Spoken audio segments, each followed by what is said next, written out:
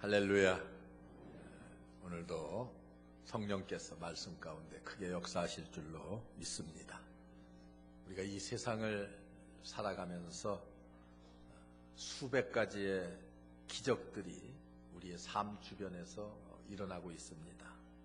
그러나 우리는 때때로 그러한 기적들을 볼 수 있는 눈이 없기 때문에 기적을 기적이라고 생각하지 못할 때가 얼마나 많은지 모릅니다.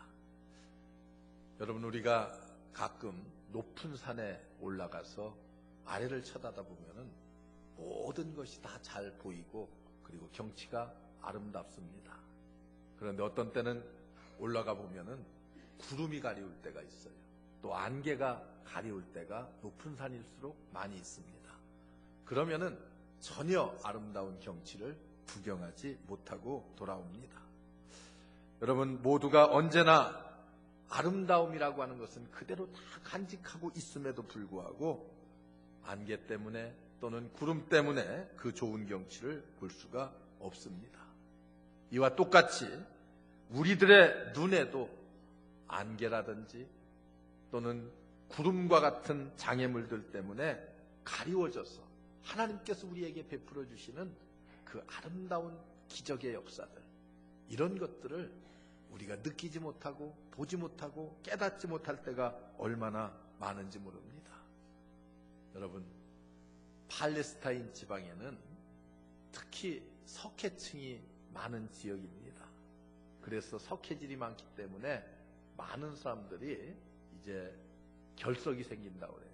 요도 결석도 생기고 또는 신장 결석도 생기고 그런 병들이 많고, 또 하나는 이 석회질이 눈에 굉장히 나쁜 영향을 끼쳐서 앞을 보지 못하는 장님들이 그 지역에 굉장히 많았다고 그래요. 그래서 여러분들이 성경을 읽다 보면은 예수님께서 특별히 이 앞을 보지 못하는 사람들을 보게 하시는 이런 기적의 역사들의 장면들이 성경에 자주 등장하고 있는 것을 여러분들이 볼 수가 있어요. 여러분, 오늘 말씀에도 보면은 벳세다에서 사람들이 소경 하나를 데리고 와서 이 소경의 눈을 뜨게 해주십시오 하고 예수님한테 요청을 합니다. 이 요청하는 것을 듣고 예수님께서 그의 손을 잡고 그를 밖으로 데리고 나아가서 그의 눈에 안수기도를 해주셔요. 그랬더니 그가 보게 되었다. 눈이 뜨게 되었다. 그의 눈이 밝아지면서 처음 본 것이 사람들의 모습이었습니다. 예수님이 물어요. 무엇이 보이느냐? 사람들이 지나가는 것을 본다. 나무 같은 것들이 지나가는 것을 보나이다. 이렇게 말해요. 아직 완전하지 못한 그를 우리 예수님께서 다시 눈에 손을 대시고 안수하시니까 그때 이제 눈이 밝히 보여져서 만물을 보나이다. 이렇게 고백을 합니다. 여러분, 기적이라고 하는 것이 무엇입니까?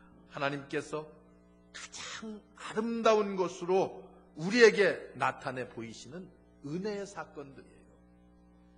여러분, 우리가 다 눈을 밝게 볼 수가 있어서 사람들을 볼 수 있고 그리고 천하 만물을 다 볼 수 있습니다.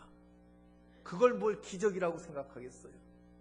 그러나 여러분, 여기 앞을 보지 못하는 이 사람은 이제 사람들을 볼 수 있고 그리고 만물을 밝히 볼 수 있다고 하는 것, 이것 자체가 이 사람에게는 가장 큰 기적이고 하나님께서 자기에게 베풀어 주신 가장 큰 은혜였습니다. 여러분, 우리는 지금 이 순간에도 수없이 하나님께서 우리에게 은혜를 베푸시고 하나님께서 능력을 베풀어 주시고 사랑을 베풀어 주시는데도 우리는 어떻습니까? 그 기적을 보는 눈이 가리워져 있을 때가 얼마나 많은지 몰라요. 장애물들로. 여러분, 이 기적을 볼 수 있는 그리스도인의 신앙, 오늘 말씀을 통해서 우리가 다시 한번 생각하면서 우리는 언제나 우리의 영안이 뜨여지고 그리고 우리의 힘안이 뜨여져서 하나님의 세계를 볼 수 있고 하나님께서 우리에게 베풀어 주시는 기적을 볼 수 있는 그런 축복. 여러분, 하나님의 기적을 날마다 보면서 살아야지만이 우리의 신앙생활이 승리로운 신앙생활을 할 수가 있습니다. 어떨 때 우리가 하나님의 기적을 볼 수 있습니까? 첫째는 겸손하고 정직하게 내 자신을 바라볼 수가 있어야 됩니다. 내 자신을 모르면은 여러분 하나님의 기적을 볼 수가 없어요. 우리는 어때요? 연약합니다. 허물도 많아요. 부족함도 많습니다. 내 자신을 보지 못하는 사람들은 이렇게 부족함에도 불구하고 항상 어때요? 교만해서, 그리고 자기 중심에만 사로잡혀 있기 때문에 다른 기적의 세계를 볼 수 있는 눈이 없습니다. 여러분, 성경은 언제나 우리 주님이 가르쳐 주시는 대로 겸손하게 자기를 깨닫고 하나님의 위대하시고 완전한 그 능력을 믿는 사람은 하나님의 기적을 보게 될 것이라고 성경이 우리에게 그렇게 말씀합니다. 여러분, 기적이라고 하는 것이 무엇입니까? 우리는 흔히 기적하면 이런 것들을 생각해요. 불치의 병에 누워있는 사람이 하나님의 기적의 능력을 통해서 일어나서 이제 완치되었다. 이런 것들을 머릿속에 떠올리기가 쉽습니다. 물론 하나님께서 그렇게 걷지 못하는 자가 또는 병상에 누워있던 자가 일어나서 마음껏 활동할 수 있도록 건강한 모습으로 치유해 주시는 것, 그것도 기적의 역사입니다. 그러나 이렇게 눈에 보이는 외적인 것뿐만이 기적이 아닙니다. 우리는 우리의 주변 생활에서 평범한 가운데 일어나는 하나님의 기적들을 볼 수 있는 눈이 있어야 됩니다. 소경은 눈을 뜨고 나서 처음으로 사람의 모습을 보았습니다. 그리고 나무를 보았어요. 여러분, 자연 만물을 보았습니다. 그게 기적이에요. 우리가 볼 적에는 아무 기적이 아니에요. 나무를 보고 사람을 보고 만물을 보고 그게 무슨 기적이 될 수가 있겠어요. 그러나 앞을 보지 못하던 이 사람에게 있어서는 그것이 얼마나 놀라운 기적의 역사였습니까? 진실로 기적이라고 하는 것은 우리가 하루하루를 살아가는 그 자체의 모든 것들이 사실은 기적입니다. 생명 자체가 신비입니다. 요즘 과학은 인간의 두뇌는 여러분 5억만 개의 뇌세포로 구성되어 있다고 그래요. 과학자들이 하는 얘기예요. 그런데 이 5억만 개의 뇌세포가 활발히 움직이면서 생각하고 판단하고 그리고 움직이고 우리의 모든 몸을 주관하고 그런 일들을 합니다. 그래서 오늘날 많은 과학자들이 무엇을 만들려고 노력해요? 로봇이라든지 또는 컴퓨터라든지 이런 것들을 어떻게? 인간 지능을 가진 컴퓨터를 만들고 로봇을 만들고 그런 곳에 아주 굉장한 신경을 쓰고 있어요. 그런데 저는 늘 그렇게 생각해요. 아무리 훌륭한 로봇을 만들어 놓아도 우리 인간과 똑같이 판단하고 생각하고 사고하는 그런 로봇은 만들 수가 없어요. 왜?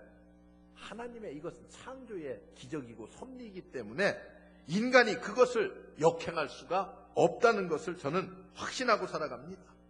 여러분, 우리가 이 세상을 살아가는 오늘도 하나님께서 내게 지혜를 주시고 내게 건강한 몸을 주시고 하나님의 은혜 가운데 이렇게 말씀도 듣고 예배도 드리고 하는 것, 이 모든 것들이 다 뭐예요? 기적입니다. 하나님께서 내게 베풀어 주신 것 좀 부족하면 어때요?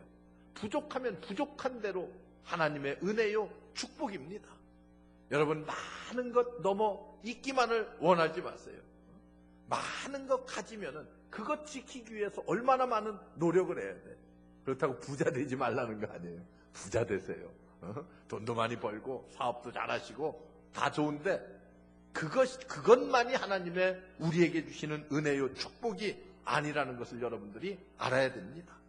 우리의 삶을 진지하게 한번 들여다보면 하나님께서 창조하신 그 세계 속에서 하나님께서 우리에게 주시는 기적의 역사가 무엇인지를 깨닫게 됩니다. 여러분, 기적을 볼 수 있는 신앙적 눈이 있어야 돼. 믿음의 눈을 가지고 보면 풀 한 포기도 그리고 나무 한 그루도 자연의 모든 되어지는 일들이 하나님의 기적이 아니고서는 이루어질 수가 없는 것들이 너무나 많습니다.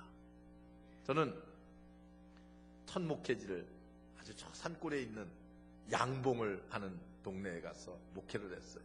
양봉을. 동네 사람들이 다 벌을 쳐요. 양봉을 해요. 장로님도 양봉을 하시고 집사님들도 다 양봉을 하시고, 그래서 뭐 신방을 간다거나 얘기를 한다거나 그러면은 늘 벌 얘기만 자주 해요. 벌 얘기. 네? 그러다 보니까 제가 거기서 한 3, 4년 있다 보니까 아주 저도 벌의 박사가 됐어. 아주 벌에 대해서는 아주 잘 알아 저도. 네? 그런데 여러분, 하나님께서 만들어주신 이 조그만 벌 하나도 얼마나 그 오묘한 진리들이 그들의 이런 생활 속에, 그들이 살아가는 방법 속에 담겨져 있는지 몰라요. 여름에 장마 가지고 비가 많이 오잖아요. 그러면은 꿀을 따올 수가 없잖아요, 벌들이. 그러면 벌들 스스로 양을 줄입니다. 숫자를 줄여나가요. 다 줄여나가요. 그래서 숫자를 최소한으로 자기네들이 이미 따놓은 꿀 요것만을 가지고 살아남을 수 있는 생존 방법을 연구해요. 그러다가 또 날씨가 좋아지고 뭐 꽃이 화창하게 막 피고 그러면 급속도로 숫자를 늘려갑니다, 벌들이. 이게 벌들이 살아가는 지혜예요. 이런 조그만 곤충 하나도 하나님께서 다 그렇게 지혜롭게 살아갈 수 있는 다 방법들을 알려주셨어요. 여러분, 그런데 하나님께서 하물며 영혼을 가진 우리 인간이 살아가는 삶의 방법들을 얼마나 많이 또 좋은 방법들을 가르쳐 주셨고 또 우리에게 일러주실 뿐만이 아니라 깨닫게 해주시는지 모릅니다. 여러분, 우리의 삶 자체 한 가지 한 가지가 다 기적입니다. 여러분, 내 자신을 보고 그리고 하나님의 세계를 보면은 기적이 무엇인지를 알 수가 있습니다. 그때에 기적이 무엇인지를 우리의 삶 속에서 늘 느끼며 살면은 거기에 기쁨이 따르고 거기에 감사가 따릅니다. 그럴 때에 우리의 삶이 승리로운 인생, 승리로운 신앙생활을 할 수가 있습니다. 여러분, 감사가 없고 기쁨이 없는 신앙생활, 거기에 무슨 승리가 있겠어요? 여러분, 믿음의 눈을 갖고 이 세상을 볼 때만이 하나님의 기적을 볼 수가 있고 거기에 기쁨과 감사가 넘쳐날 수가 있습니다. 여러분, 그렇기 때문에 우리는 내 자신을 진실로 돌아보면서 하나님의 세계를 보는 여러분들 되시기를 주의 이름으로 축원합니다. 두 번째는 우리의 삶 속에서 부정적인 생각, 부정적인 사고방식 이런 것들을 다 버려야지만 합니다. 여러분, 인간은 자신의 감정에 따라서 사물을 보게 됩니다.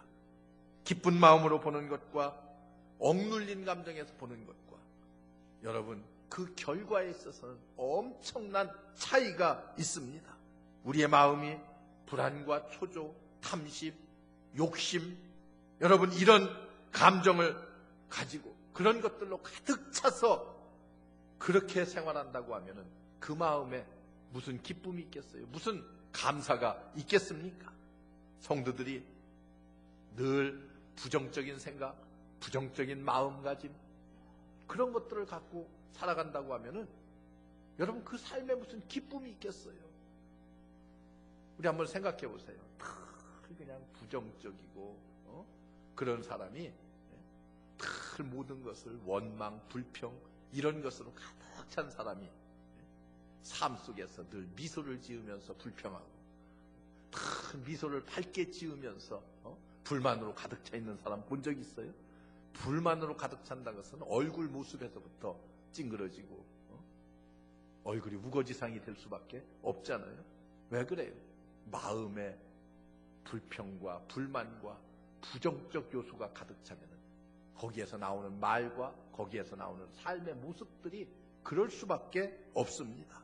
여러분, 우리의 마음속에 있는 부정적인 생각들을 다 저버리고 나면은 비로소 하나님의 신비한 세계를 우리가 바라볼 수가 있습니다. 그러면은 우리의 마음에 기쁨이 넘치고 감격이 넘쳐날 수가 있어요. 마음속에 부정적인 요소들을 우리는 제거해야 돼. 신앙생활하는데 가장 큰 장애 요소가 뭔지 아세요? 이것이 바로 부정적인 사고방식입니다. 부정적인 생각을 해요. 모든 면에. 여러분, 믿음이라고 하는 것은 언제나 긍정적인 사고방식을 합니다. 그래서 믿음의 세계는 보지 못하는 것을 본 것처럼 생각하는 거예요. 이게 긍정적인 생각이 아니겠어요? 여러분, 그럴